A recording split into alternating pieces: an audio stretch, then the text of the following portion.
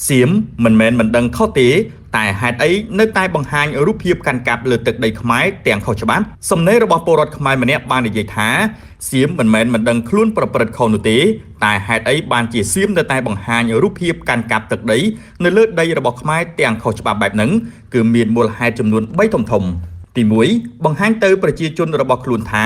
ខ្លួនមិនមែនវាយមិនបានអីសោះទេបានច្រើនណាស់ឃើញអត់អ្នកណាមិនពេញចិត្តឬហ៊ានរិះគន់អាចចាប់ខ្លួនបានទៀតទី2យកសម្លេងចិត្តបោះឆ្នោតអនុទានមិនមានស្នាដៃអ្វីក្រៅពីវាយខ្មែរនឹងទេបើមិនផ្សាយរឿងហ្នឹងឲ្យទៅផ្សាយរឿងអ្វីរឿងនេះល្អផ្សាយដែរព្រោះអាចយកសម្លេងបានពីពួកអភិរក្សថៃផងបាក់ផ្សេងគ្មានណាហ៊ានវាយប្រហាររឿងនេះផងនិងចំណុចទី3នោះគឺដើម្បីវាយបំបាក់ស្មារតីខ្មែរថាឈប់ច្បាំងជាមួយថៃទៅវាយមិនឈ្នះថៃទេឃើញថៃយកបានអស់អត់ថៃបានរៀបចំហើយចាត់ទុកជាដីថៃហើយមិនឲ្យវិញទេចង់ប្តឹងក៏ថៃមិនខ្វល់ចង់វាយថៃយកថែម